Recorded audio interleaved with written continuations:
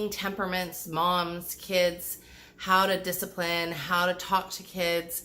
And so I thought I would share just, what we teach in our Thinking, Feeling, Willing course when we talk to parents, what we teach in our Parents in Sync course, and just sort of my experience over the last 23 years being a mom who's really been paying attention to temperament, especially for the last, at least the last almost 20. So I just want to say temperament is super important. So here's the thing. Understanding your own temperament, I think, is almost as important, if not more important, than pegging your children. Because here's the thing. You learn more about yourself, and then your relationships with them get better because you're learning more about yourself. For instance, I am choleric. My secondary is sanguine. When I'm out of balance, I try to control things. Here's the thing, because I've worked on that aspect of my temperament for the last, almost 10 years, especially like really turning in and really like looking at, why do I like to control things? And really looking at, is this something that's appropriate for me to control or not? So because I've done that work or been doing that work, when it's coming up now, I go, I already did this. Why is it coming up again? But it gives me opportunity to continue to practice, and it gives me opportunity to say, okay, Melissa, you don't need to control this. Breathe deep, walk away. Breathe deep and ask yourself, what are you actually feeling right now? What are you actually feeling? I've been packing all day, and I sat down on the couch and just to take a breather for a minute. And I started to feel like I wanted to pick on somebody. And then I even said, Samuel. And then I went, why are you bothering him? He's reading a book. Leave that boy alone. And then the whole process of why and the control starts to come to my head, and I start to remember, hey, wait a minute. It's actually not what I should be doing. I need to leave him be. I need to finish what I'm doing. And then I ask myself, I try to get really still and say, Melissa, what's this really about? Close my eyes, get centered, and go, oh yeah, I'm tired. Maybe I need a snack. And I've been fighting this I burst my eardrum. Don't ask. It's crazy things that happens to this lady. So it's been bothering me, and it had been better. And, but my pain medication was wearing off. So I was asking myself, Melissa, what is it that's really bothering you right now? And because that thing that's really bothering me right now is the thing that I need to tend to, so then I don't try to control everything. So I listened. I put my left hand over my heart. Left hand is the hand to do. Put it over your heart, close your eyes, and ask yourself, okay, what is it that's really wrong right now? So then I listened to my body. and I thought, oh, okay, well, my ear is bothering me. That Tylenol I took 5-6 hours ago is wearing off. So I need to take more Tylenol. And gosh, I could maybe use a snack and some water. And I probably should use the restroom too. So I got up, I went to the restroom, got a snack, and guess what? I breathed, and I didn't want to control things. So if you are somebody who's struggling with control or struggling with lack of being able to do things, doing something, lack of motivation. So my temperament struggles with control. Melancholics generally struggle with control. Phlegmatics and sanguines generally don't struggle with control. They like to have things just so, but it's a very different energy. And if you've been around them all, you know that, hey, that kind of control is different. It feels different. So if that's something that bothers you, or that's something that you're struggling with, just stop. And I think that's really the hardest thing. We were working with our Parents in Sync families this week, and one of the dads that we're working with, he said, I admit it over and over. I'm the one with the problem.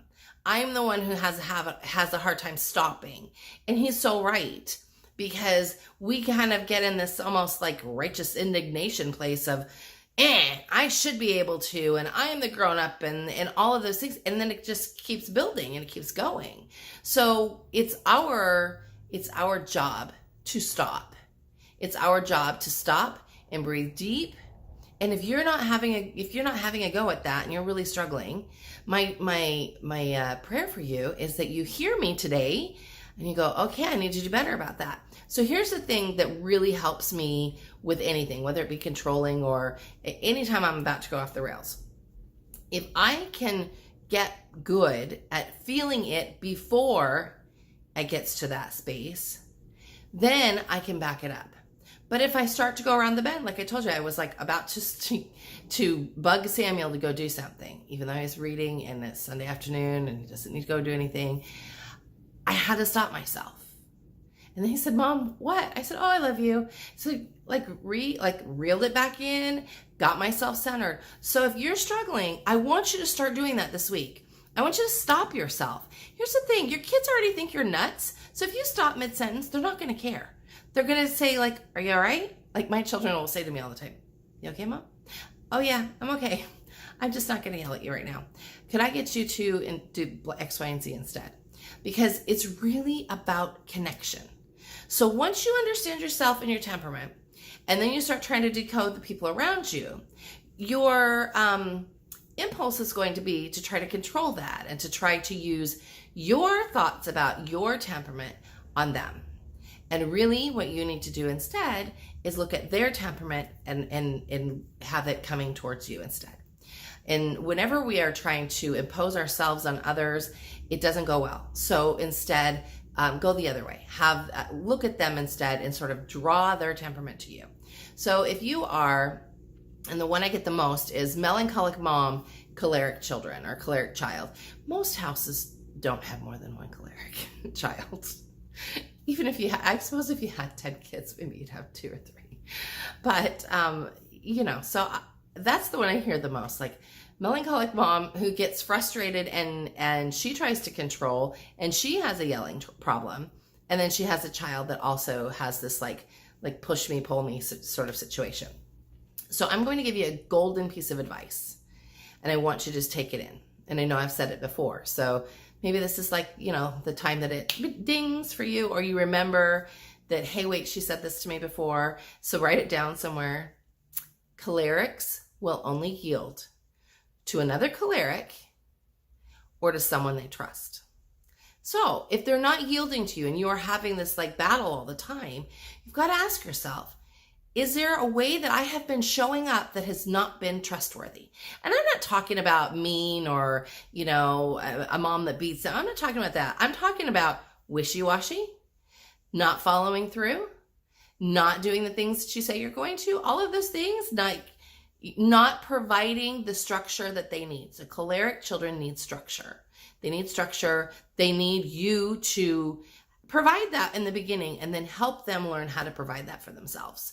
And you'll probably see the choleric children because they're usually go-getters. They'll sort of have a million projects, and your job will be to help them hone those. Help them go, okay, well, let's bring that down here. Tell me how you're going to do it. Whenever my daughter, my youngest, it's also choleric, she'll come to me, and the other day she was like, I want to make this unicorn from this book, and like I said, we're packing, so a lot of handwork stuff has already been packed. I kept some stuff out, but a lot of it's already been packed. So then I had to say, okay, show me your plan. Because especially she's just turned 9, when they get to this place and they have these grand ideas, I want to encourage that. But I also want to help them bring it from up here to paper so that I'm not constantly being the one who's coming up with it, which is okay when they're younger, but you want to sort of help them turn that corner.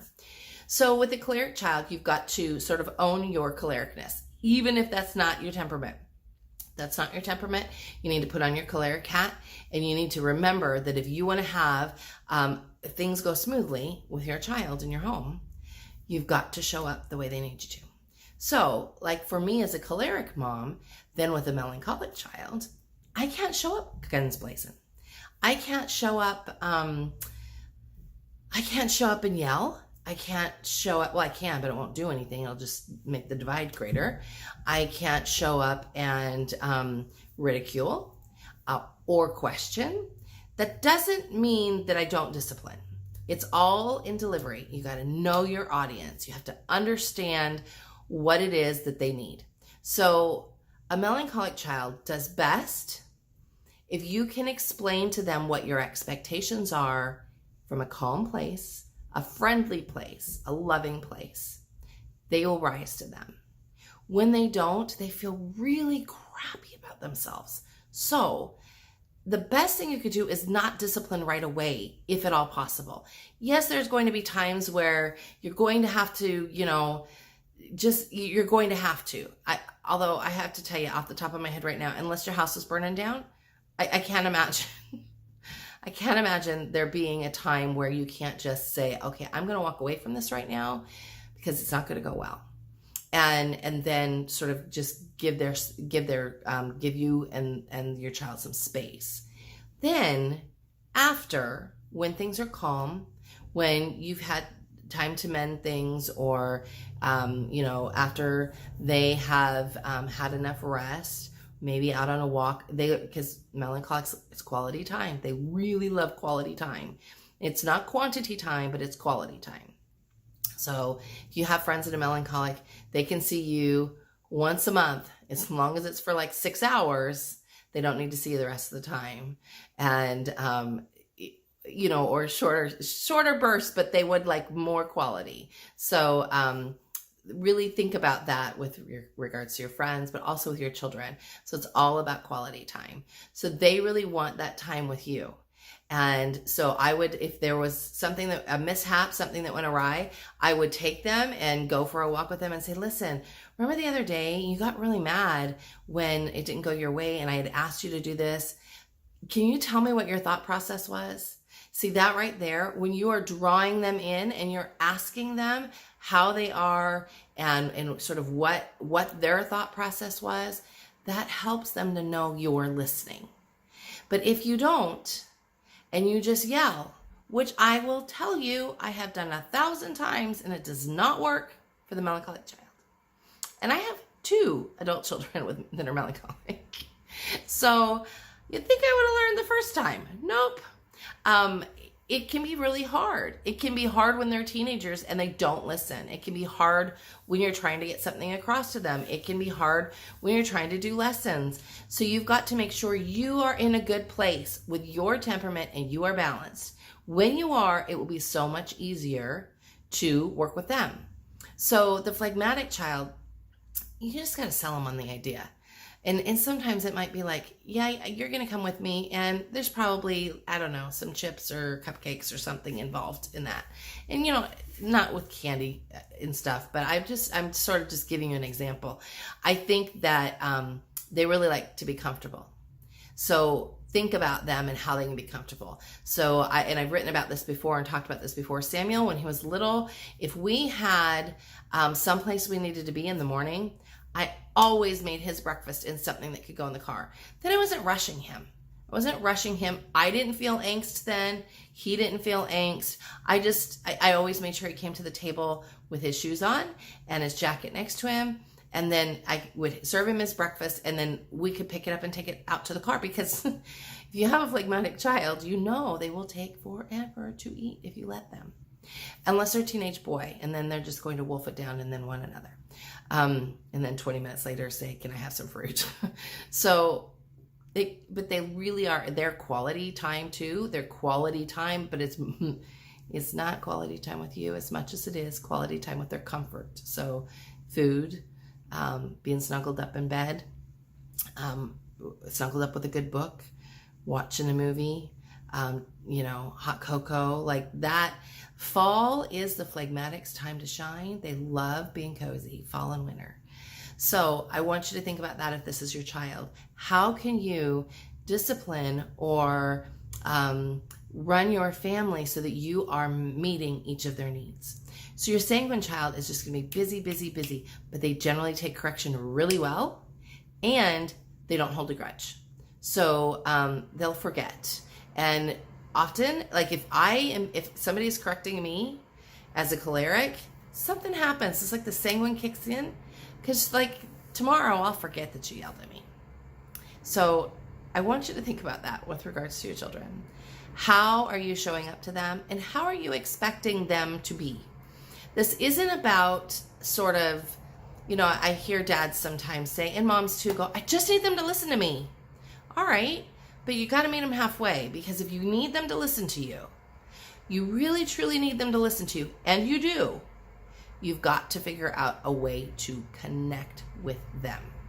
Connection is key. Without connection, you're not going to get anywhere, and you're going to be frustrated. So connection is key.